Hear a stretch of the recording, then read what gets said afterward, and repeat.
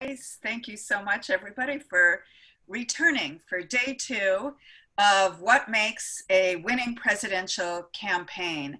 Today, we're going to talk about context, conditions, and challenges. Context, conditions, and challenges across five generations of presidential campaigns. Before we do that, Mark from the Truman's going to kick us off with another icebreaker. Yeah, thanks, Mira. And thanks everybody for tuning in. It looks like we have almost 30 people here. And I noticed in the chat, people are typing in their name and where they're from, and that's great for us. If you want to continue to do that, I would encourage that. I've got a little icebreaker. It's just 5 slides, so bear with me while I get the right slide up. And it'll be real obvious what I want you to do. So for each of these 5 photographs, in the chat, I want you to match the correct election year. So we've got 1 photo, we're going to have 5 altogether, and they've got possible answers on the bottom in red. So if you think you know the year for this photo, go ahead and type in what you think is the right answer just to warm us up this afternoon. It's this afternoon where I am. I realize you're all in different time zones. I'm in Central. And the choices at the bottom are 1972, 1976, 1980, and 1984. And I can see lots and lots of 1980s. And if you squint and use your best eyesight, the date on the newspaper might give it away. So that's always handy. So the right answer there is 1980. And I'm going to let Mira talk about that one a little bit later on. But these are just teasers to get us warmed up for later on. You see the yellow ribbons there. The second one, we have a photograph on the left and on the right. And if you're like me, you've got to move the chat out of the way or move the video out of the way. Your choices are 1928, 1932, 1936, or 1940. This one's harder. There's no date on there, but go ahead and type in a date, and then we will reveal the answer in a minute. The answers are not quite as consistent as before. Those are all over the place. They're all over the place compared to before, which is good. That's the challenge. They seem to be beginning to narrow down between 32 and 36. So that's interesting. And the answer for that one, and Elizabeth will jump in if I get this wrong, is 1932. And she can give me a thumbs up if you like. I'm testing me out, but I believe that's what she told me via email yesterday. And then the next one, 32 was right. Pat yourself on the back for that. Here's the next one, and you'll see help please written on this rooftop. And the choices on this one, 1992, 1996, 2000, or 2008. And so we have a couple of 2008s already from my friend Trisha. And 2008 seems really popular. And I'm going to reveal Kathleen has got you on this one deliberately. So I'm going to give you a chance to try again. 2008 is incorrect. Let's go with your second answer. And I don't think I've seen a right answer yet. I haven't. I'm watching this. She's watching. There we go. Oh, Leslie, we go. you get the gold star today. Leslie Absolutely. Olson is the first I saw 1992. And rather than Katrina, it was Hurricane Andrew. Oh, we got you. Which is what I like to do with these little quizzes, is try to catch you out, because we're just mean like that at the presidential libraries. And then Yes, the next one. I'm the meanest. Yeah, that was Kathleen, by the way, not me. I'm just the host. I'm just the messenger. And now we have a black and white photo with some foreign language writing on it, and no more clues than that. And then the dates, 1940, 1944, 1948, 1952. We've got a couple of 1948s, 152, 144, another 48, another 52. They're racing in so fast I can't type them or read them. Pamela and others who said 1948 is the correct answer. That is in Berlin. We're going to talk about that one later. Of course, that was my choice. And I just love the car in that photo. The whole reason for that photo is the car, because I think it's cool. And then the last one, and I almost said where this came from, is a really cryptic one. And I see Kathleen is struggling with this one. And we have silence on the answers. The choices on this one: 1932, 1936, 1940, and 1944. And this is our last one. And Hoover says 44. Somebody else says 32. 44, 44, 40 from Pepper. 44 from Raquel. And Jeff, if I believe it is 1940. Is that correct, Jeff? Yes. Jeff's nodding. So 1940 is the correct answer. Yeah, So with that, that's our little icebreaker. That was fun. And you could do that in a Kahoot. You could do that a number of different ways. And each of our speakers is probably going to make mention of those photos as we continue on this afternoon. I'm going to turn it back to Elizabeth, as we're going to do this in chronological order. I hesitated in case I needed to turn it back to Mira, our moderator, but I think Elizabeth is ready to go. Thanks, everybody, and I'll catch up with you later. All right, thank you everyone for being here with us today. I just want to open my chat so I can see it in case anybody has a message they're going to send. So since we're talking about context today, I thought it would be appropriate to call our presentation Herbert Hooverville, because that's what's going to come up at least in the 32 election. In 1928, the country was flourishing. It was a great time for a campaign. Hoover was favored because he was tied to Harding and he was tied to Coolidge, and people wanted to continue that same level of prosperity.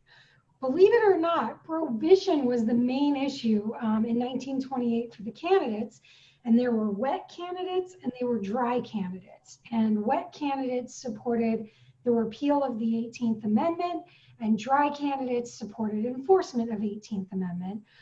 Hoover was a dry candidate, and so that played into the election a little bit.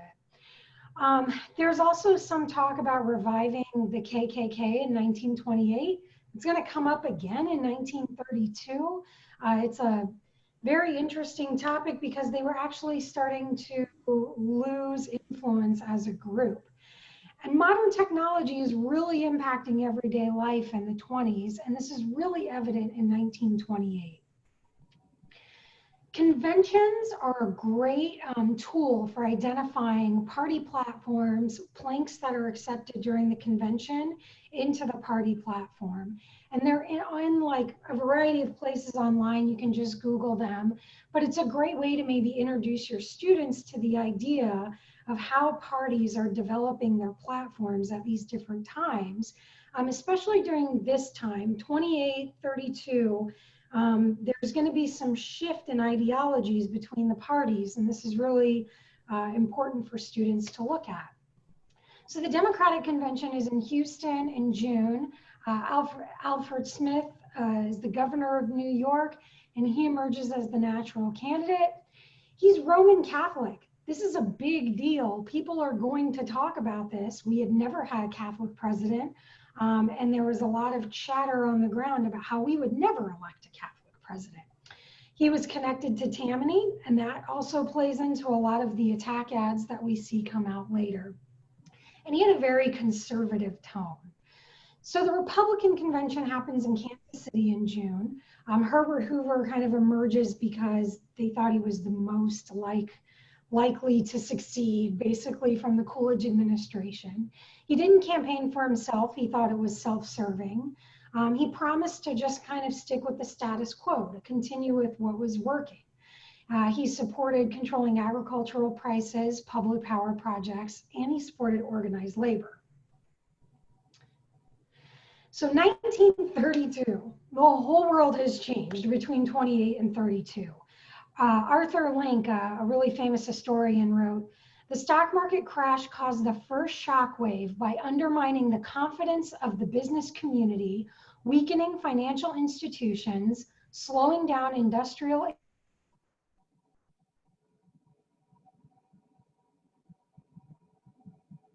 the Federal Reserve Board reserved the money supply by raising the discount rate between 1930 to 1932 and by doing so, made every moderate recovery almost impossible.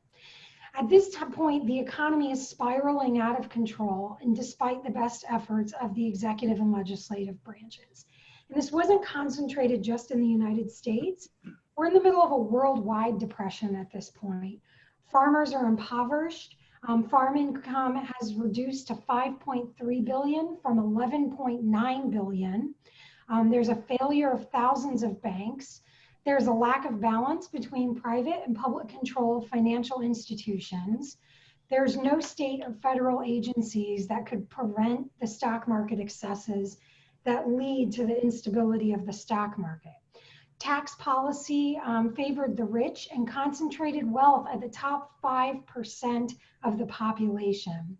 And from 1929 to 1933, labor income fell from 53 billion to 31.5 billion dollars. Manufacturing wages went from 12 billion to 7 billion, and national salaries were down 40%. This is a huge difference from 1928. So there's a lot of stuff going on. And I just want to look at these pictures for a second. This man has a garden seed package from the Red Cross, and they were out actively providing relief to farmers, which was a good thing, but it was also a bad thing because the coffers started to run out for the Red Cross. And it's important to tell your students at this time, there's no welfare, there's no food stamps, there's no Social Security. So people were literally depending on these community groups like the Red Cross to help them. And so this is a letter from a congressman to Hoover. And he just leads off with, the unemployment situation is the most serious problem that has confronted our country during the 12 years I've been a member of Congress. And he goes on to ask for a special session of Congress so that they can address these issues with unemployment and figure out how to fix it. By 1932, Hoover had all kinds of unemployment commissions, but they just weren't working. These are some photographs from the time. You can see jobless men keep going. There's this famous picture down here. It's from Dorothea Lange. And I did a workshop with her granddaughter a few years ago, and Dorothea used to say that you could identify who used to be rich by the style of their hats in the pictures. So that might be a good activity to talk to your students about. This picture is actually from one of the Hoovervilles during the bonus march, and you can see that they're actively blaming Hoover for everything that's going on. And there's all kinds of fun play on words. There's Hoovervilles, Hoover flags for your pockets turned out, Hoover blankets if you're using newspapers to cover up, lots of different things like that. But this gives you an idea of how far the country has slid back from 28 to 32. But we go from 3.14% unemployment to nearly a quarter of the country is out of work during the 32 election. This is another primary source, and it looks at the proportion of population that's given relief in 29, 30, and 31 in 13 major countries. And we can just kind of scoot to the end. You guys will have access to all of these documents in the folders. But it goes from 1.3% of the population to 4.6% of the population. And this is before we're at 25% unemployment. So this is a really good gauge of like how this is escalating year over year. These are some telegraphs that start coming into Hoover. And I think these are really interesting for students to look at because, look, it's from the Red Cross. It's 1930 in May. And a really good exercise for your students when you're looking at these documents is to ask them, what date are they? Who are they from? Who are they to? And what is the message of the document or photograph that you're looking at? So in this one, they're talking about how there's no accurate unemployment figures because they're not publishing numbers. And we don't have modern ways to collect this data at this time.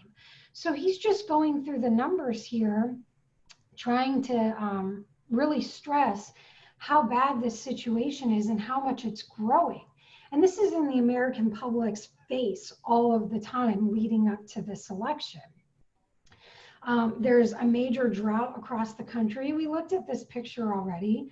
but you can see the Red Cross is providing food for people across the country. They're providing packages to farmers. Some of it was the seeds that we saw in that other picture. And here they can file for relief with the Red Cross to try to recoup some of their losses. But this money, like I said, is running out by the election.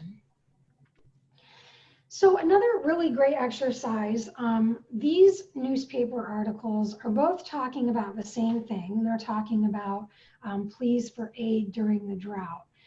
Newspapers are a really great gauge of public opinion. And a good way to look at that with your students is to identify where they come from. This article is from Washington. This one's from Winchester, Virginia. And you can see the slant on the newspapers. Newspapers have always had a leaning of one way or the other. So that's a really safe exercise to do and a good way to see how the public in different parts of the country is receiving the information. And letters to the editor are a really great clue about what the public is thinking as well. So by the time we get to the 1932 election, both conventions happen in Chicago, both happen in June. FDR, another governor from New York, emerges as the candidate. He flies to Chicago to accept the nomination, which is a big deal. He endorsed the party platform point by point. He pledged a New Deal for the American people. And this was a really vague statement that really hurt Hoover because Hoover was trying to make points about things he was going to do. And when it didn't work out, he looked like he was a do-nothing president. FDR didn't really specifically say what he was going to do. So people were able to like fill in those gaps with what they hoped he would do. And Franklin says, this is more than a political campaign, it's a call to arms. And there was actually threats of revolt if Hoover was reelected in 1932. So when Hoover gets to the Republican convention, it's a different feel than 1928. They didn't even hang banners from the rafters for him. He promised to protect citizens from hunger and cold, which he had obviously not been successful at doing up until this point. He said he would mobilize all resources for unemployment. He promised a larger tariff to protect farmers and federal credit. And he promised investors he would maintain the gold standard. And the gold standard comes up over and over, and it's a really complicated topic. But basically, he was pushing to not inflate the currency when the United States economy really needed some inflation at that point. But if you watch people at the Hoover Institution, they'll tell you that Hoover single-handedly saved US currency by sticking to the gold standard. I'm sure the folks at the FDR library would disagree. I think I disagree as well. But all of these documents are in the folder for you guys to look at, and I'll share that link again. And so now I'm going to hand it over to Jeff at the FDR library, and he can tell you about what FDR was doing. Well, thank you, Elizabeth. You know, when FDR comes to the presidency, you know, Elizabeth has just done a great job of explaining sort of the mess that we were in. The two big election issues in '32 were the economic crisis and also prohibition. And just as Elizabeth explains, you know, there were people that were dry and there were people that were wet. And she describes Roosevelt talking about this New Deal, which is kind of this nebulous idea, not really being tied down or pinned down on particulars. And that's exactly what Roosevelt was looking to do. You know, he wanted people to know that he had some ideas, but he didn't quite have them all gelled. He had some ideas of what he wants to do.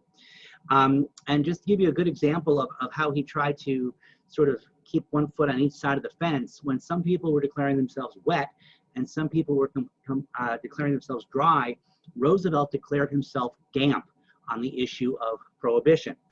You know, basically he said, well, let me get elected and then we'll figure it out, you know, later on. So again, it left people to sort of say, well, geez, you know, if he gets elected, he's going to keep prohibition. And other people, well, if he gets elected, he's going to change prohibition. And so you could kind of fill in the gaps with your own ideas. You know, basically Roosevelt's president during the two greatest crises of the 20th century. The first being, of course, the Great Depression, and as we've said, 25% unemployment on average, thousands of banks, thousands of farms. But it also, when we teach the Great Depression, we teach it as an economic problem, but it was also a spiritual and an emotional problem as well, because people lost hope. It wasn't just they lost their jobs and their homes, but they lost hope, and in many cases, they've actually lost their family structure as well. Families began to collapse in on each other. If you had a grandma or a grandpa who, couldn't make it on their own, they might move in with you. If you had a 16 or 17-year-old son, you might send him out on the road with a stick like this, to become a hobo and, do whatever they could to try to make ends meet as they went by. And that way you were able to sort of, alleviate one mouth of family that you had to feed. So Roosevelt, when he comes into power and he creates these New Deal programs. If you ask the average person, can you name some New Deal programs? They'll say things like CCC and, QVC and ESPN. But if you ask some real people that really know what they're talking about, they'll know that there's actually, the last two were not real New Deal programs, that there are actually over 44 programs of the New Deal. And this is a chart that we put together here at the Roosevelt Presidential Library to show the New Deal programs. And this is to indicate that the New Deal was, in fact, a big deal. All right, this was something that needed to touch all areas of the country, all areas of the economic sector. And the thing that tied all these things together were relief, recovery, and reform. And Roosevelt, many of those are job-related programs. And Roosevelt created those programs, those job programs, as economists will tell you, because they want to create a paycheck, stimulate the economy. But Roosevelt felt even more importantly that people needed a purpose. People needed a job. And so when he comes to power and he says we have nothing to fear but fear itself, he's addressing not just people in their pocketbook, but people in their hearts and their minds as well. He has two dress rehearsals for the presidency, as I mentioned yesterday. The first is he's Assistant Secretary of the Navy during the First World War, which gives him a lot of experience on getting ships and material and men and supplies to various places in a world war, which comes in very handy in the Second World War. And he's the governor of New York State in the first 4 years of the Great Depression, and that's when he tries out many of those New Deal programs that I just mentioned to you.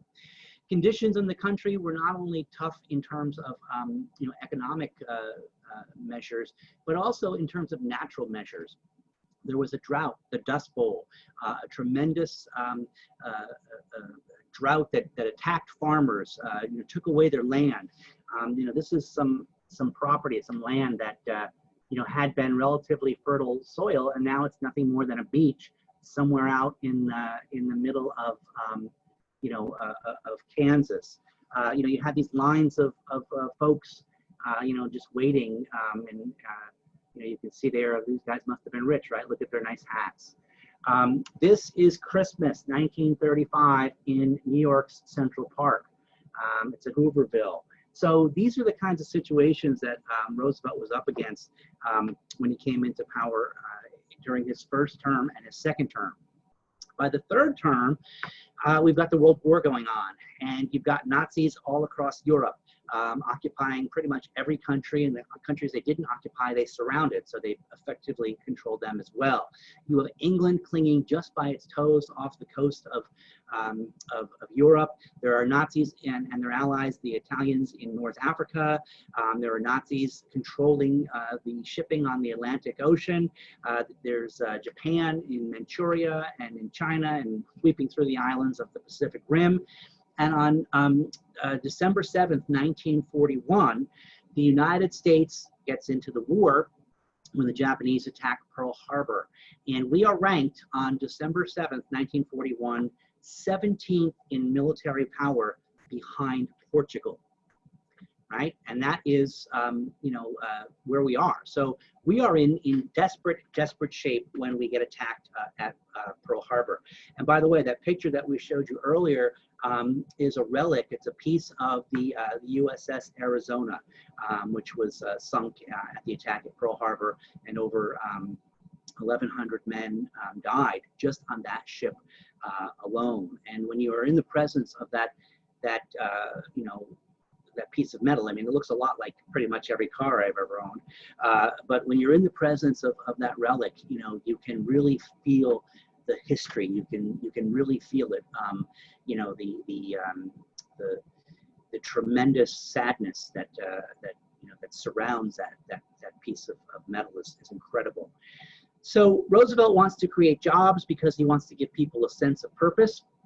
The New Deal programs are created so that people can see the government at work in their communities, building roads, hospitals, schools, libraries, those sorts of things, right there in the middle of their hometown, right? So you can say, well, what do you do for a living? Well, I'm working on that school, or I'm working on that hospital. What has Roosevelt done for you? Well, he's built that school, or he's built that hospital, or he's built that the sidewalks that we're walking on there as well. So Roosevelt has a divided nation when he comes to power as well. In the sense of there's the haves and the have-nots during the Great Depression, and there are the isolationists and the internationalists by 1940. And one of the big internationalists is Roosevelt, right? He wants to be the guy that gets the United States into the world, because he understands that our lack of participation in the end of the First World War is what largely led to the Second World War. Isolationists are led by none other than Charles Lindbergh, not only an American hero, an international hero. And he's saying, hey, you know what, let's stay out of this. It's Europe's problem. Let's not get involved. The Nazis aren't so bad. He was taken in by the Nazi ability to get things done, especially in aeronautics. And he actually received an award, an aeronautics reward from Hitler. So he wasn't looking at the dirty, nonsense that Hitler was doing in terms of, persecuting people and murdering people. He was looking at it just from the industrial standpoint. And a lot of folks had said, well, we didn't have a very good time in the First World War. Let's stay out of it. Let it be Europe's problem. But Roosevelt understood that if we didn't get involved, and if England fell, we would be fighting Nazis right here in the United States. So the challenges he has are, how do we deal with a natural disaster? How do we deal with an economic disaster? How do we deal with emotional and social disasters of our core family values being ripped apart?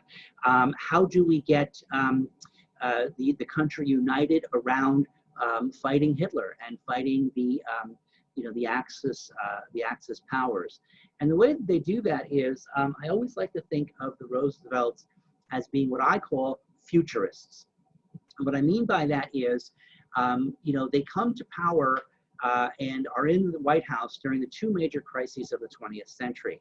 And they're not Pollyannas, right? They understand how bad things are, first with the Great Depression and then with the Second World War. So they're the kind of people that take stock of where they are. Okay, we've got 25% unemployment. Okay, Hitler's got half the world under control, but they don't allow that to overwhelm them. They don't allow that to get in the way. They take stock of where they are. They have a vision of where they want to be. And Roosevelt lays this out with the Four Freedoms speech, right? I want to live in a world where there's freedom of speech everywhere in the world, where there is freedom from want everywhere in the world, where there's freedom from fear everywhere in the world, where there's freedom of religion everywhere in the world. This is the vision that he places out there of how he wants the post-World War to look like. So they take stock of where they are, they envision where they want to be, and then they build the connections and the roads to get there. And they do that first through the 44 programs of the New Deal. And then during the Second World War, again, the Second World War was no pillow fight. And here's the periodic table of the Second World War. It shows the good guys and the bad guys. And I know as historians, we're supposed to be objective, but when you're talking about Hitler, I think you can talk about him as being a bad guy. It shows who some of the major leaders were, some of the major battles, some of the major events, and it puts in perspective, what Roosevelt was up against. This was even bigger than the First World War. And what Roosevelt really believed in his heart, because he understood this, He was Assistant Secretary of the Navy in the First World War, 11 million people killed. He was Commander-in-Chief during the Second World War, 60 million people killed. And he had begun to undertake the development of the atomic bomb. And he understood if there was a third world war, that hundreds of millions of people will be killed. And so his primary focus in the second term was to create a post-war peace that would prevent a third world war. And he did that through the vision of the United Nations, right? He looked around and saw the world in shatters and just destructed. And he said, all right, we want to build a world organization that will prevent that from happening again. Now, some of you have texted in here on the chat about the periodic tables. And the question would be, how much would you be willing to pay for these periodic tables to be hanging in your classroom if you're allowed to go back in the fall? I'm not hearing any bidding. $29.99, 3 easy payments of $7.50.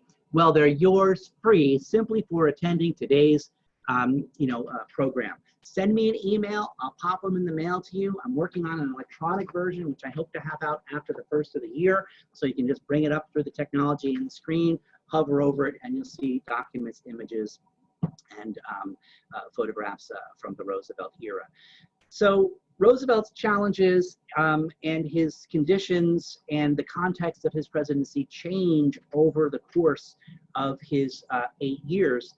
The first 8 years, and then again it changes again over the course of what would have been his second 8 years. So he's constantly having to readjust and reshuffle. And again, I can't underscore enough the fact that you have to get your students to understand that a Great Depression is a big thing on its own to deal with, and then a Great Depression followed by a world war is an even bigger thing to deal with. And that's why we say Roosevelt was a great president. You don't have to agree with everything that he did. You don't have to agree with, the various aspects of his programs and such. And there were some things that, quite frankly, shouldn't have been done or couldn't have, could have been done better and differently. But you can't argue with the fact that this guy had, as we were talking earlier, a lot on his plate. And he was able to ingest that and to get people to work together to bring about better situations in the world. And we live in the world the Roosevelts, created. There has not been a third world war. Now there's been conflicts, and the United Nations hasn't been perfect. But I think a good example of a great example of where the United Nations has worked is Korea. Right, 1953, Truman says, okay, or 1950, Truman says we're going to go in, and by 1953 we fought to a stalemate. We divide, Korea is divided, and you've got North Korea, and you see what that's like, and you've got South Korea, and you see what that's like. So the proof is in the pudding. Had the United Nations not stepped in and pushed back and created that barrier at the 38th parallel, all of North Korea would be living the way. All of Korea would be living the way North Korea is. So the United Nations has done some great work in terms of that, and also, of course, food and world health and those sorts of things as well. That was the image that Roosevelt had of where he wanted the world to be. So now I will turn it back to you folks. Mark, I guess you're up next. I'm up next. Thanks, Jeff. Appreciate it. And we are figuring out, we're monitoring the chat, and we are figuring out the Google folder. And Jeff, they're asking for your email address if you want to put that in the box while I Sure. start my part. Now we're fast forwarding a little bit to 1948. Thank you, Jeff, for getting us through those 4 elections. I just have to deal with one. And of course, the context and things for 1948 is a little different. We're post-war now, we're post-World War II, so that changes things. But let me share my screen, and we'll get my section going. I do want to say it's great to collaborate with all of the other presidential libraries that are on this call. It's a real treat to work with them, and I hope that the teachers are appreciating the collaboration that the 5 libraries putting this together have done. So 1948, we're 3 years on from World War II ending and the atomic bomb and Japanese surrender. And by the time 1948 comes around, as I mentioned yesterday, in terms of Truman is already president, but of course he's never been elected as president, only as vice president. There are a number of issues that start to come up. I've got two cartoons here, and you can tell that I like cartoons. I used some yesterday. Just looking at those cartoons, if you can type in the box what events are going on in 1948 that might affect the election. So these are some outside factors, conditions happening around the country and around the world. I've got two cartoons there, two events. What can you tell from those two cartoons about those events? And let me go into the slideshow so you can see it a little larger. I apologize about that. So you're very quick on that. Civil rights on the right and the blockade in Berlin on the left, which you might remember I showed the photograph from Berlin a little bit earlier on with our icebreaker. And so those are just two of the issues. Allied power dividing up Berlin and Truman integrating the military, says Lorna, and the desegregation of the military, says Leslie. That's exactly right. So we're going to dig into that a little bit. We talked some about the Southern Democrats yesterday, and you see this cartoon on the right dealing with civil rights. And then on the left, Harry Truman and his little tiny sword fight with Stalin over Berlin. But you might see on Truman's hip pocket the atomic bomb. And of course, the Soviets have the atomic bomb, but not until 1949. So when the Berlin crisis occurs, Truman has sole power of the atomic bomb. So let's see what else is going on in the world in that year. It's a year that people focus on the election, but they don't necessarily always know all of the different things happening around the globe. Some Truman has to deal with, some he doesn't. So just to give you a quick overview, in January, Mahatma Gandhi is assassinated. In February, the communists take over Czechoslovakia. Now you might remember Winston Churchill makes his Iron Curtain speech actually in 1946 in Missouri with Harry Truman alongside him. You mentioned civil rights and the desegregation order. The desegregation order actually happens in July, but in February, Truman does a speech to a joint session of Congress addressing his civil rights issues. In the spring, in May, Israel becomes an independent nation, and Truman recognizes Israel in the spring. And then from May onwards, we have the war between the Arabs and the Israelis. The Berlin blockade, we've already mentioned, that starts in June when Stalin seals off Berlin from the West. And then in August, as we're getting closer and closer to the election, Alger Hiss is accused of being a spy for the Soviets, and the House of Un-American Activity hearings follow. Now, one of the things that's important about that last one is that Truman in the election campaign is sometimes being accused of being soft on communism.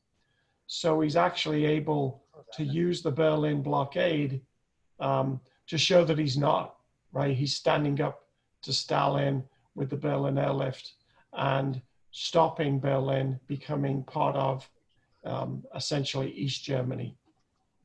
So there's lots of different issues there that are taking place in the run-up to the election. Yesterday, I mentioned the party convention takes place in the summer. And in July, as I mentioned on the third bullet there, Truman integrates the military, and all that civil rights issues lead to the Southern Democrats walking out of the party convention. So the Democratic Party looks split. Truman's campaign speeches mostly focus on domestic issues. There's a lot of bipartisan support, quite frankly, for the foreign policy, and he's applauded for his policies in Berlin. But there are a few issues that come up from time to time.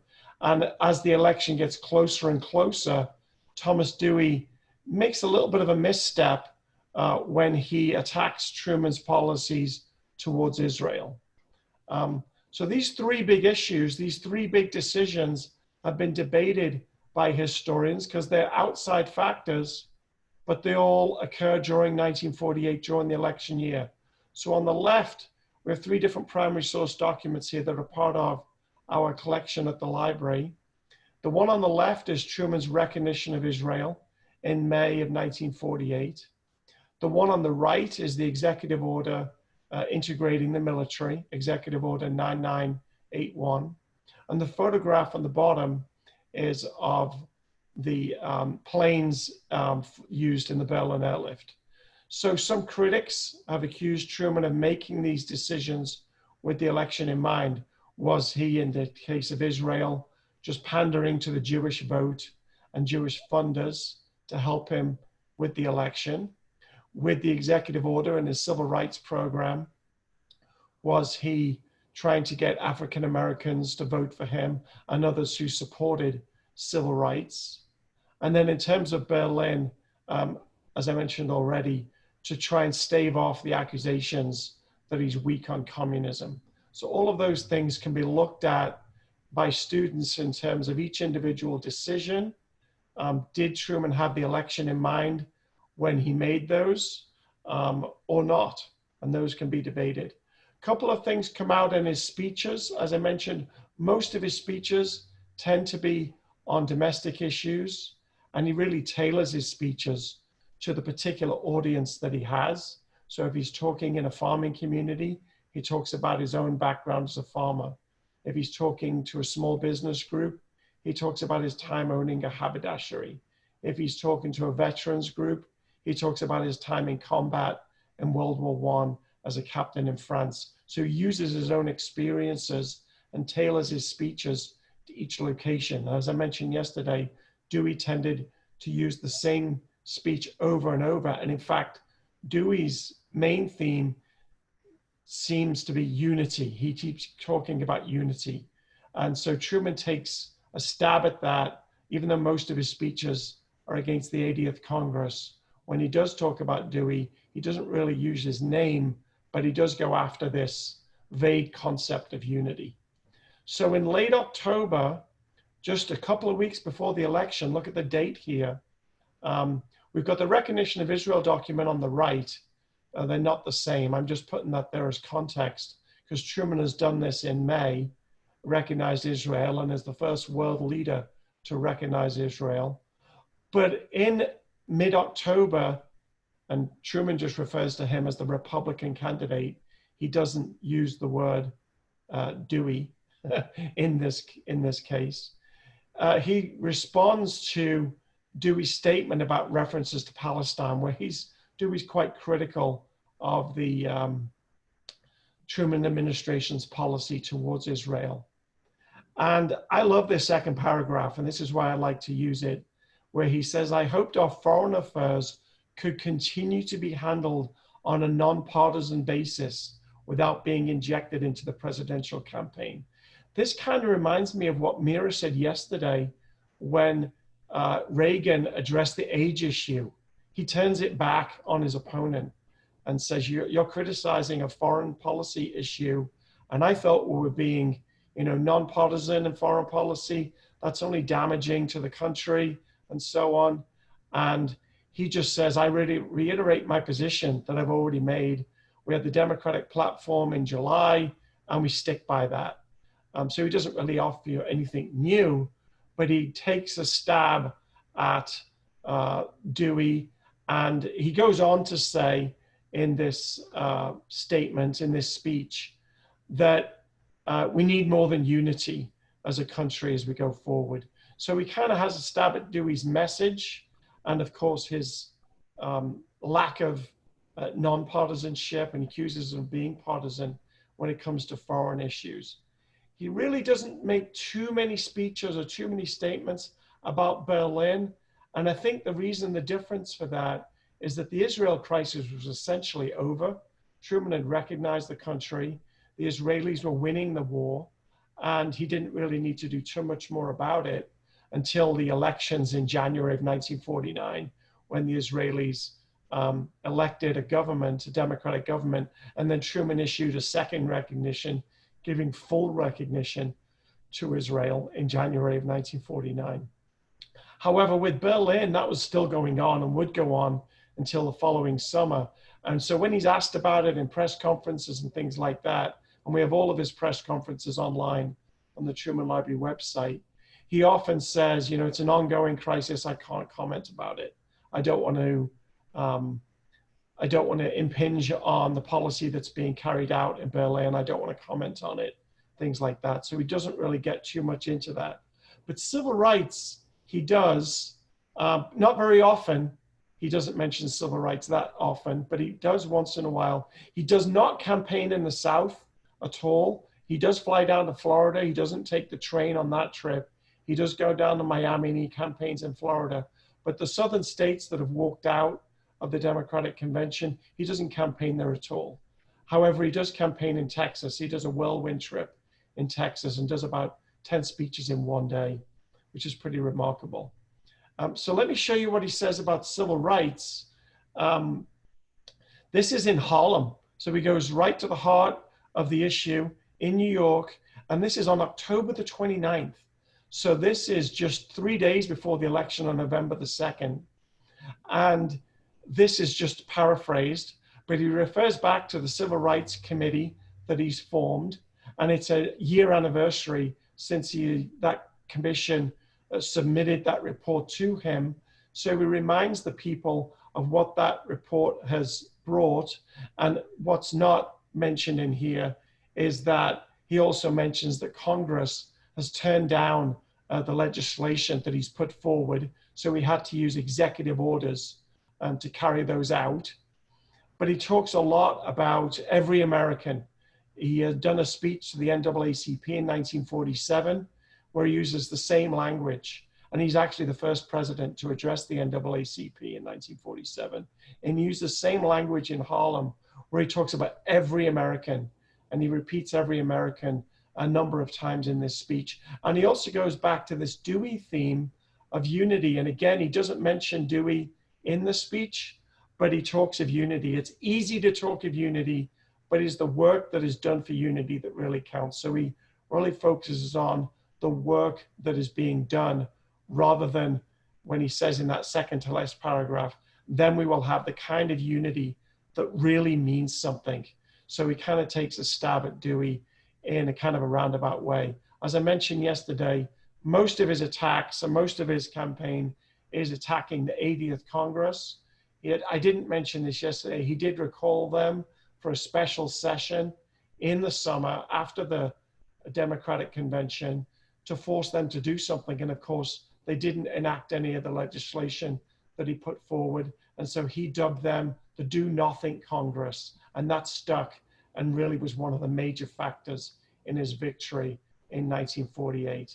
And so to look at those numbers, in this case, the Democratic Party is in blue and Dewey is in red. And then what's unusual, of course, is we have the third party gaining some votes. The Thurmond is in orange. And although Wallace does get 2.5% of the vote, he doesn't get enough votes to get any electoral college votes. And those of you who are familiar with 270 to Win and other websites like that, you can see those maps. And in terms of the vote, and you can see how Truman does get a lot of the farm vote: Minnesota, Iowa, Missouri, Oklahoma, Texas. I would think that if Joe Biden got Oklahoma and Texas and Arkansas in November, that would be quite a shock. So you can see how the map has changed since then. Missouri, of course, being his home state. New York, he did not win, even though he campaigned there very heavily. But you do have to remember that Thomas Dewey was the governor of New York, and also Wallace, the progressive candidate, got about 1.3 million votes. 1.1 million votes. Most of those were in New York, actually, and denied Truman getting the electoral college victory in New York that he was going for. And then just to finish up, the percentage of the vote, it looks a little closer there in terms of the percentage, 4 percentage points, but the electoral college vote ended up being quite large, 189 to 303. So those are the things that were going on in terms of the context: civil rights, communism, the Berlin Airlift and the Cold War, and in the Middle East with Israel. And with that, I will turn it over to our next speaker, let me stop the sharing. And our next one is Mira. Thank you, everybody. Thank you so much, Mark. Okay, so all I have to do is find what I'm sharing. And here we go. Happy Wednesday, everyone. We seem to be stuck.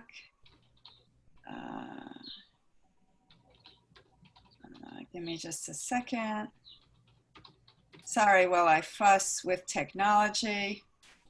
Not my greatest strength. Hold on.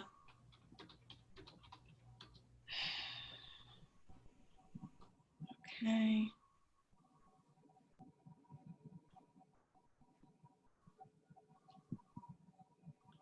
Sorry, folks. Okay, here we go. Okay, here we are. So today I'm going to be focusing on the 1980 campaign. I'll talk tomorrow more about the 1984 campaign. Of course, our theme for today is context, conditions, and challenges. So there's a lot going on in particularly 1979 and 1980 with Jimmy Carter and with the state of affairs both in the United States and the world that's going to affect the 1980. So let's take a look right here. Some of these photos you might recognize from Mark's early teaser.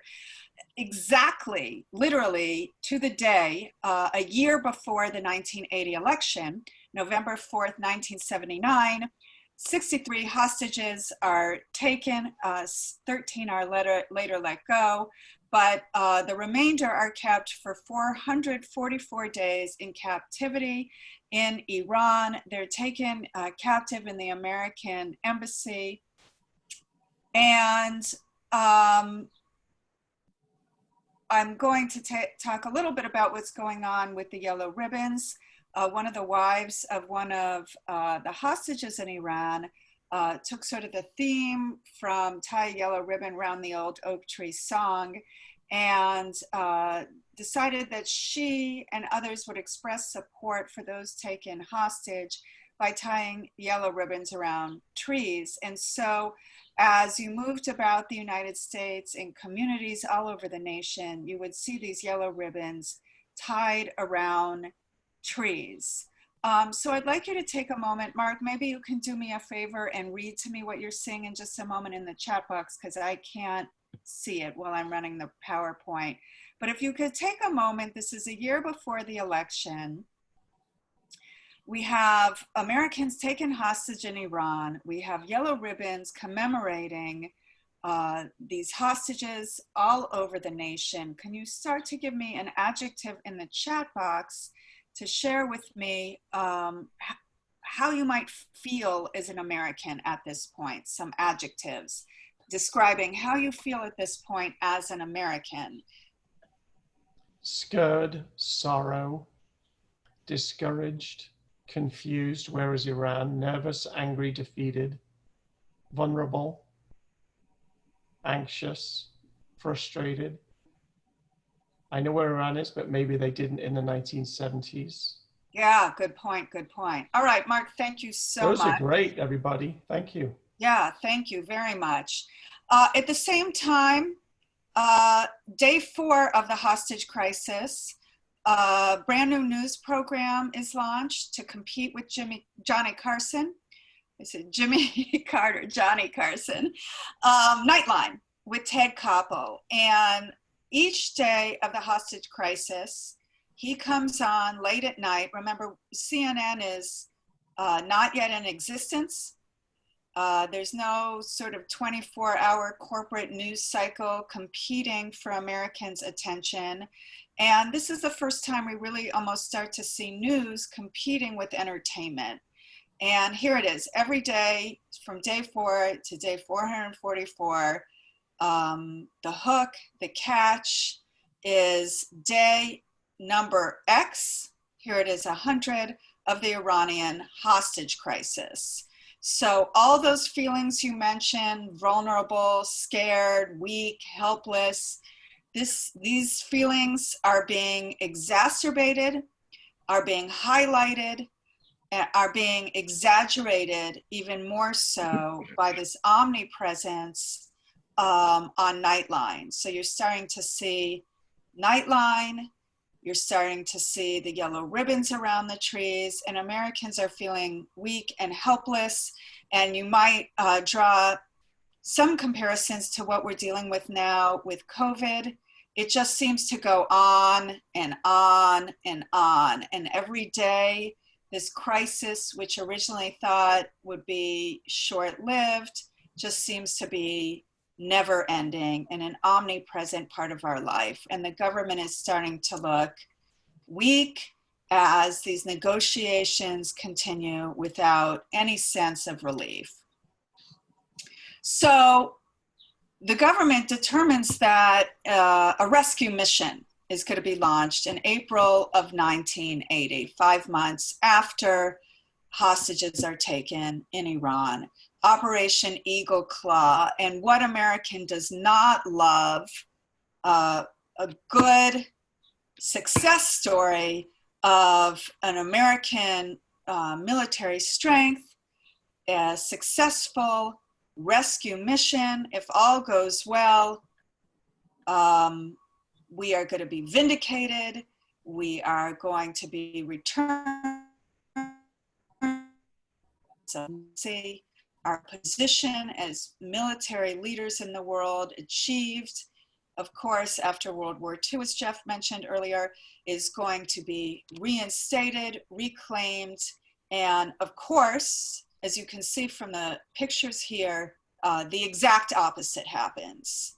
The rescue mission is an utter and complete failure before it even begins. The plan is to have 4 military branches combine joint mission, launching 8 Navy helicopters off of the USS Nimitz in the Arabian Sea. 2 are almost dead upon arrival. They have early mechanical failure. 6 are hampered by a dust storm. Another is deemed unfit for service. So we're left now, if you can do basic math, with 5 remaining helicopters. And the mission is aborted. Okay, so that's not bad enough to abort a mission before it really even begins. We have an additional helicopter after the mission was aborted, colliding with a C-130 and exploding. We're losing 5 Air Force personnel, 3 Marines killed, and the Americans have to retreat from this failed rescue mission, leaving behind the helicopters, equipment, weapons, as well as the dead. So this is about as big a failure as you can possibly imagine. So if you think about the elation upon the Bin Laden rescue, the sense of American strength, resolve, and honor, what you're looking at here, a picture is worth 1,000 words, displays just about the opposite sense. And all those feelings that you had are once again even further, almost infinity, exacerbated, of helplessness, of weakness, of vulnerability, of fatigue, of fear, and things are not looking any better. Adding to this issue abroad with the American hostages, and somewhat related, is an oil crisis. There was an oil crisis in 1973 with an OPEC embargo, and here in 1979, as a result of everything going on in Iran with their revolution and their issues, there's a second oil crisis. And there are shortages. Some days there are no gas, as you can see. Some days there are lines for gas. Some days you have to line up based on the number on your license plate. Some days you're not afforded service. So I'd like you to take just another moment and write another feeling or adjective. How are you feeling now? Again, this is 1979, months before the election. How are you feeling now as an American voter? I actually can see these. I didn't realize it in the chat. How am I feeling now as I'm helpless, stressed, agitated, frustrated, not happy, scared, anxious, pissed off? Great, these are good. So yes, I think you're capturing the mood of the American voter at this time. So we have a President Jimmy Carter, and I feel badly he's not represented here today, but here we go. Oops, my slide isn't, oh, here we go. He gives a speech. He's got to come on and he's got to say something to the American people, July 15th, 1979. And this is known as the crisis of confidence speech. It's a very important speech. And I want you to think about, as an American voter, who does it sound like Jimmy Carter is blaming this crisis on? Who is he expecting to accept the blame of this crisis? I'm going to play the speech and listen up. You're an American voter in 1979. Here you go. But just as we are losing our confidence in the future, we are also beginning to close the door on our past. In a nation that was proud of hard work, strong families, close-knit communities, and our faith in God, too many of us now tend to worship self-indulgence and consumption. Human identity is no longer defined by what one does, but by what one owns. But we've discovered that owning things and consuming things does not satisfy our longing for meaning. We've learned that piling up material goods cannot fill the emptiness of lives which have no confidence or purpose. The symptoms of this crisis of the American spirit are all around us. For the first time in the history of our country, a majority of our people believe that the next 5 years will be worse than the past 5 years. 2/3 of our people do not even vote. The productivity of American workers is actually dropping. And the willingness of Americans to save for the future has fallen below that of all other people in the Western world. Okay, so I'm going to stop that speech there. Again, I'm not seeing, oh, here's the chat. How are you feeling as an American voter? Whose fault does Jimmy Carter say this is? Yeah, materialistic US citizens, the United States citizens, you know, the voters essentially are at fault because we have poor habits and we have lost our way. So think about that as an American voter. You are now being blamed for all the problems. Into this walks Ronald Reagan, our candidate, and he says materialistic Americans are not the problem. There's another entity that is at fault. And this is a campaign ad from 1980. Let's see who Ronald Reagan blames for the crises and the issues facing Americans in 1980. In 1979. Let's take a look.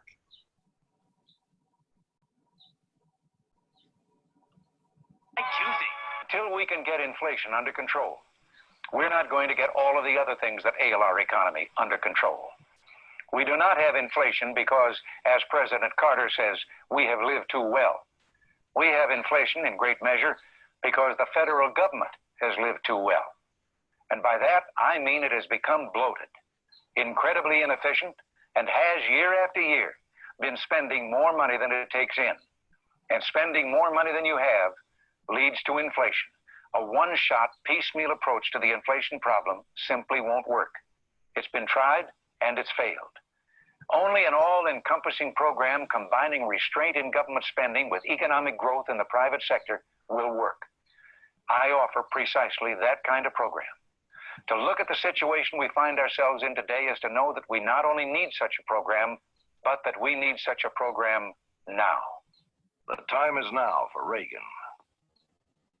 Okay, so as you can see from here, Reagan comes in and says, listen, the problem is not Americans and Americans' desire for material goods. The problem is the government is spending too much, not the American people. The government is at fault, not the American people. So in general, this gives Americans a much better feeling, because if the government is at fault, the government can be fixed. So I also want to add that the time is now was the slogan, despite the button I shared yesterday, that was used more often. The time is now was the major slogan from the 1980 campaign. Didn't find a button with it on it. Anyways, with all of that, I'm going to pass over to Kathleen.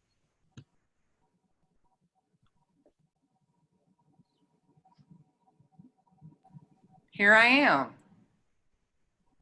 There we go.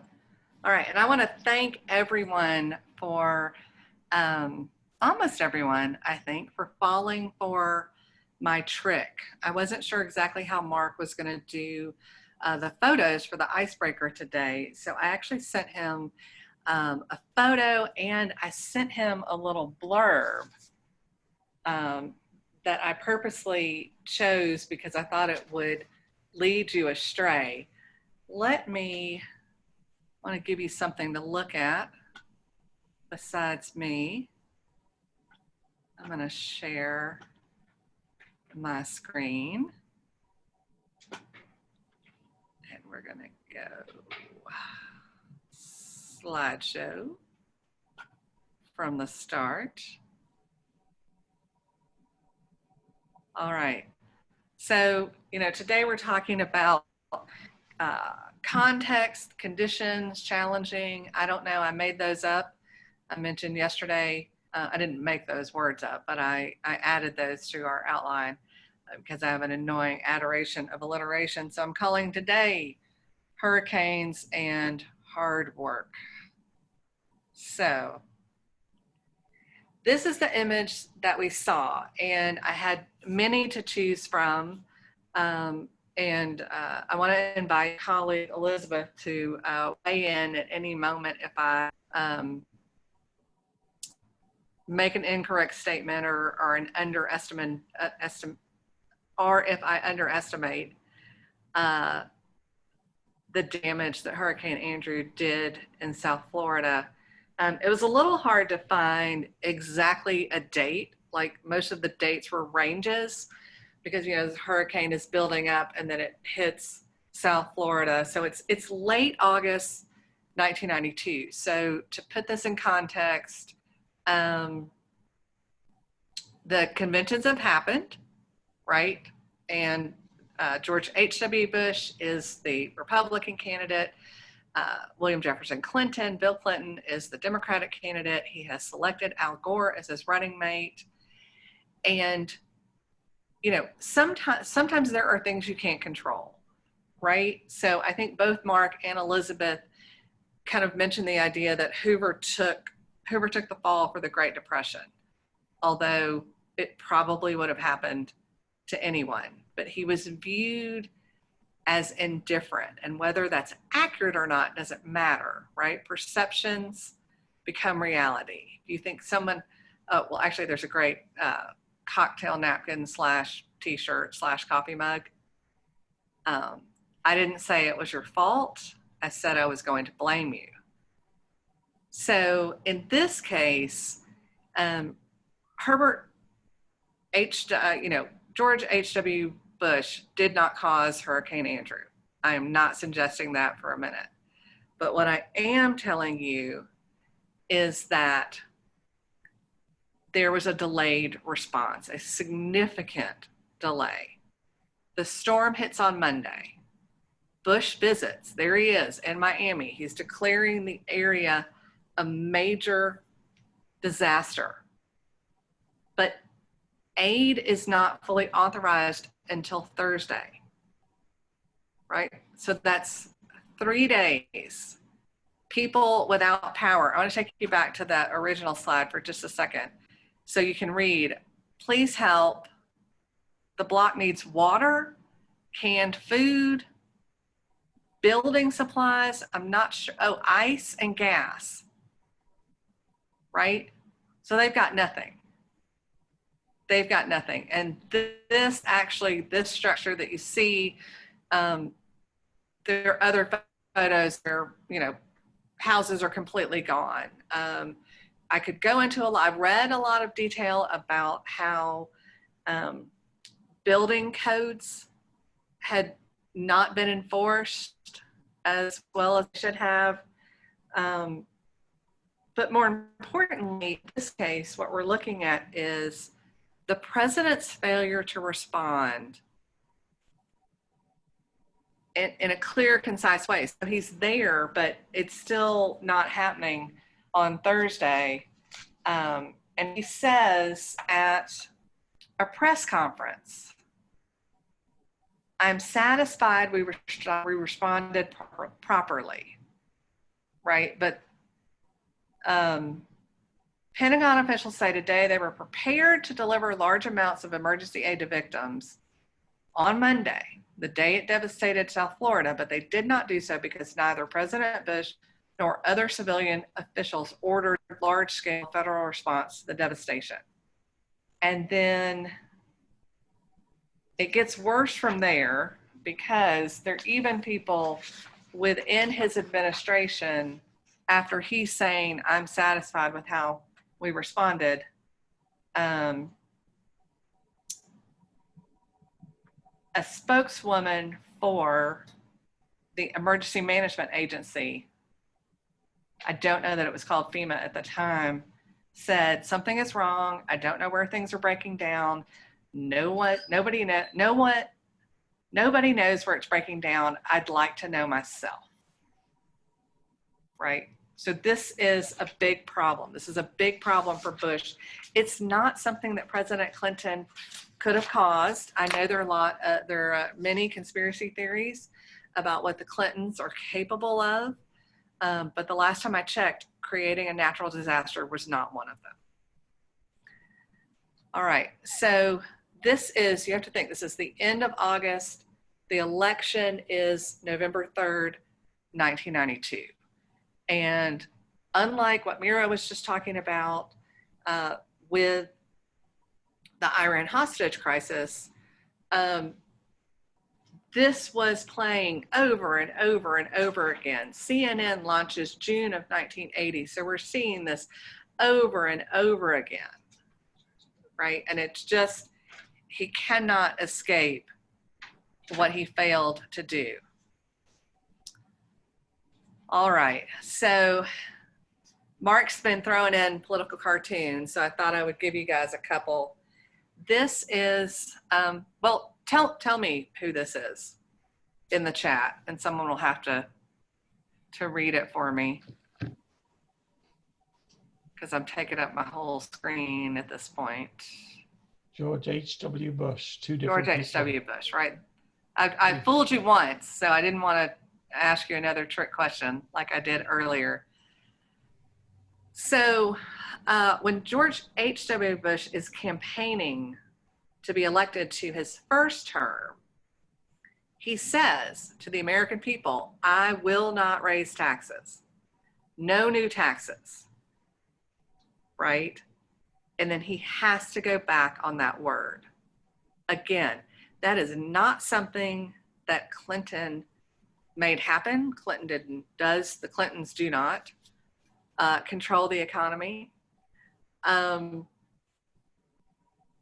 So here we have two things that are, one of which is definitely, well, two instances where Bush appears to promise one thing and do another thing, right? So we have the hurricane response where he goes that day, he flies to Miami, he declares it a major disaster area, but aid is not there. It's delayed for 4 days, which doesn't sound like a long time, but you don't have a roof over your head, potable water, transportation, you know, and at this point, you don't have a cell phone. You don't have a cell phone. Very few people have cell phones. This fall of 1992. So President Clinton is able to, as candidate, as Governor Clinton, he's able to really capitalize on this. And I was actually finishing, I've been looking for this on video and I cannot find it. I did find some other videos. Before we go here, I want to show you a couple of videos. The first one may be a little, there we go.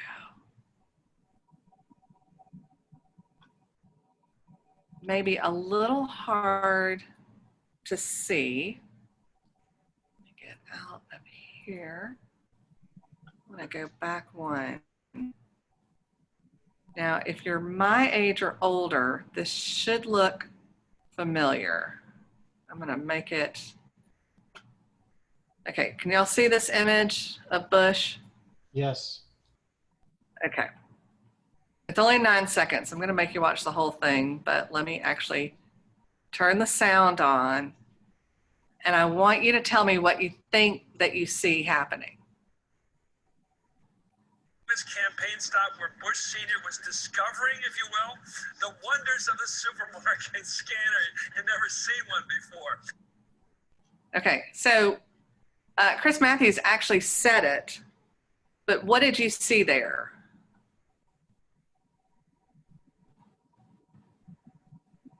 Do you remember that famous...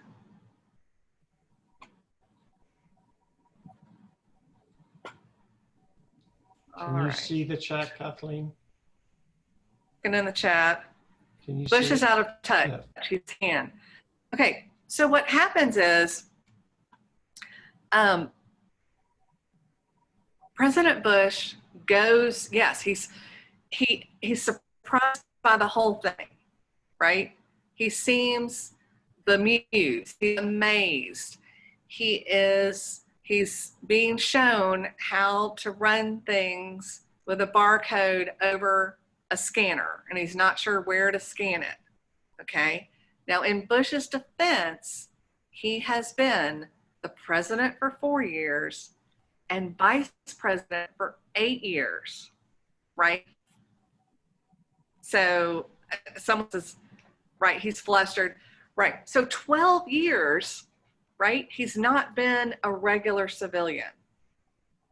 So we have an economy that's bad and people are concerned about it. And it's right around this time, you know, you couldn't ask for, a campaign could not ask for a better image to say that the current president is out of touch, right? Scanners were, you know, everybody knew what grocery store scanners were in 1992. This was not new technology by any stretch. And so to have this clip come out, and yes, there were explanations, but saying that someone has been vice president or president for 12 years didn't really help Bush's case that he understood what was happening to the common man. I want to go back. Actually, I want to show you one more video. We're at 1:20. Actually, I'm going to take you back to this. I want you to look at this while we're slideshow from the current slide. Okay. So I was typing this up. Let me get you back there. I have been looking and looking and looking for this video. I remember seeing it as a young adult because it was amazing. I cannot find the video, and I apologize because I continued to look and didn't finish making this slide.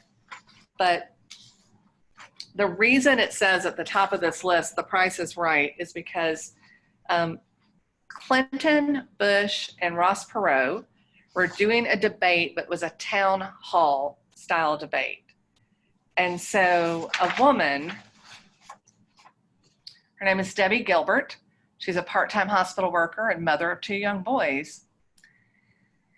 Governor, Gilbert says to Clinton, I just have a hard time believing that any politician today who claims that they want to help the average American can really do that, because I don't believe politicians know what it's like to be in the shape of the average American family. I want to know if you know how much it costs to buy a pound of hamburger, a pair of blue jeans, a tank of gas, and visit the doctor's office. Right? So without hesitation, Clinton responds, well, gas is about $1.20. It depends on what kind of gasoline you get. Hamburger runs a little over $1. Gallon of milk is $2. A loaf of bread is about $1 now. What it costs to go to the doctor depends on the doctor. I know doctors who charge $15. And the CBS Morning news anchor, Harry Smith, who was moderating this, says this is sort of like The Price is Right. How did he do? Blue jeans, Clinton continued, run anywhere from $18 to $50 depending on what kind you get. Okay, so this is a question that I assume that the Clintons did not plant Debbie in the audience, but this is a question that President Bush would have had an incredibly difficult time answering. Ross Perot would have had a significantly difficult time answering. And this continued to be an issue as the campaign went on. I don't think we have time to watch it, so I'm going to put it in the Google Drive. There is a great video, different town hall meeting, but it's kind of the same thing, where a woman asked the question, how has the national debt personally affected each of your lives? And if it hasn't, how can you honestly find a cure for the economic problems of common people if you have no experience in what's ailing them? So I want to open up the floor to Kathleen, you froze. I froze? We can't hear you. You can't hear me? I can still hear you. Look fine to me. Okay. Elizabeth can still hear me. Yeah. Kristen says she can hear. Mira, I think maybe you froze? I can hear you now. Okay, awesome. All right, so I feel like we have 6 minutes left. So I should probably stop talking. Let's open the floor to questions in the chat. Yeah. Oh, Mira says take it all. Okay. So y'all start asking questions, and I'm gonna find this. I'm gonna find this video, and I'm gonna put the link in the chat, and I'll show it to you if we have time. All right. So somebody else needs to monitor the chat. We got it. You got it. Jeff, the whole group wants to know your email address. Okay, I'll type it in, but for those of you watching at home, it's Jeffrey, Jeffrey, .urban, URBIN, at NARA, NARA, .gov, GOV.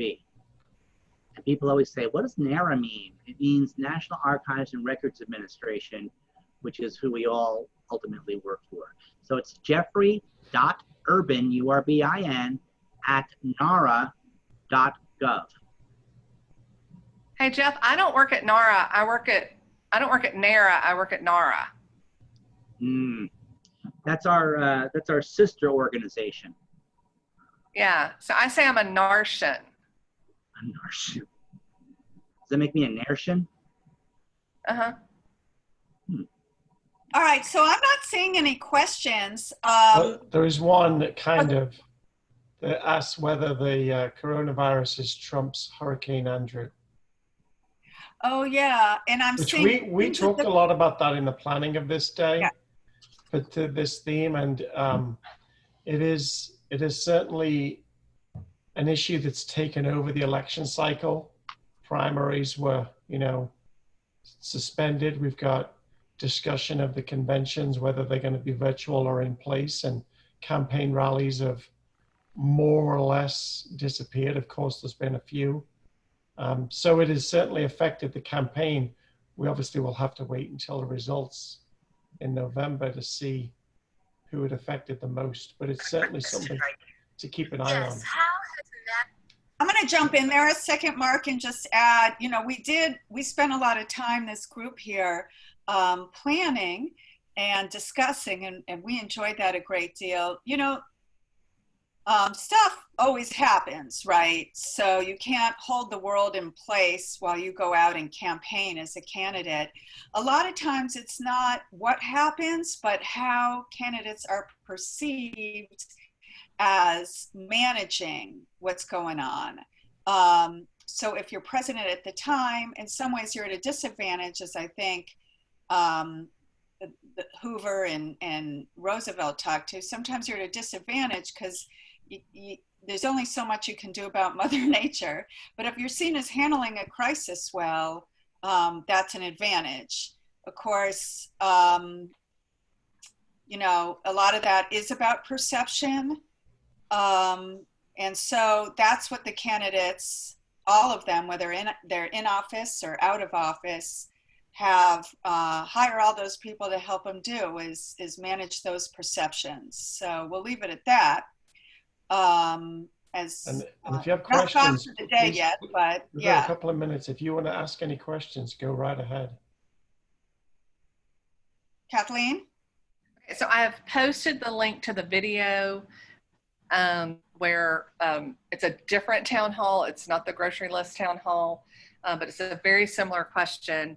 And you can see that Bush is very much put on the defensive by the question.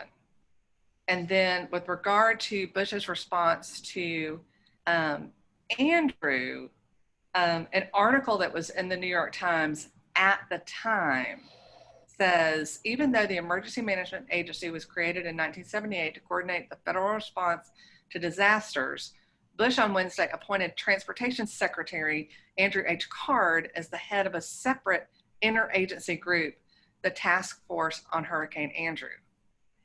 Now, this is worth mentioning because what happens following this is that FEMA, the response to Hurricane Andrew has a significant impact in the reorganization of FEMA and the role that FEMA plays.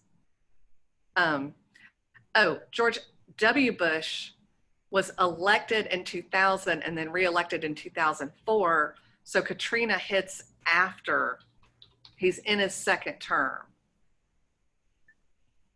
right? Yeah. There was a question, unless y'all think I've lost my mind. There was a question, somebody asked if Katrina had an impact on George W. Bush's reelection, and he was already in his second. It was when 2000, Katrina hit. It was 2005. Right. So he would have been elected to a second term in 2004. And then there's a question from Mira about the 1980 Yeah, I'm election. seeing that. I saw another question relating to, has anybody ever managed a natural disaster or any other sort of disaster? The hostages were released, yes, minutes after Reagan's inaugural address. you know, I've done research, I've checked with experts on this. There was no sort of special, they didn't like Carter. They wanted to release him after Reagan became president. I knew that question was coming. Yeah. I was going to give an example of one where a president didn't run because of a crisis. Truman could have run again in 1952 because the term limits had not been enacted yet. And because of the Korean War and obviously his low popularity during the Korean War, he decided not to run again in the 52 election. So there you have somebody who completely gets out of the race.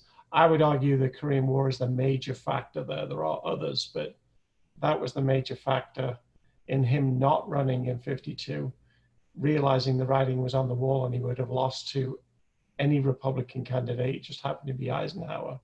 But that's a different approach of looking at a candidate who backs off because of outside events. And then question about, did debates make a difference in voting? If you can specify if there was a particular debate you're talking about. I'm assuming you're talking about the Clinton debates, but I'm just guessing. Yeah, and with regard to the 1992 debates, any debate, you know, I think, and you know, this actually kind of segues into what we're going to talk about tomorrow, talking about technology. You know, your appearance, both your physical appearance and your ability to emote and answer questions and to be, you know, responsive to the question without getting defensive. Yes, Mira, I think we've landed on the perfect segue. We're going to talk about technology tomorrow. But we can certainly start with questions at the beginning of the session tomorrow to make sure we get them all in. Yeah. Oh, there's something to ponder between now and tomorrow. Has the voter changed? Absolutely. Yeah, so we'll talk about the voter, we'll talk about technology tomorrow, how technology has changed campaigns, and we'll go ahead and start the program tomorrow with your questions if you have any overnight, so that we can go ahead and stop just 2 minutes over. Have a wonderful rest of the day, everyone, and panelists. We have a survey. Oh, we have a survey. Another survey going out today. It's the same survey, so if you filled it out yesterday, no need to fill it out again unless you have more feedback. If you haven't filled out the survey, it'll pop up right when you exit from this Zoom session. All right, sounds great. Thanks, everybody. Everybody, see you tomorrow. See you tomorrow.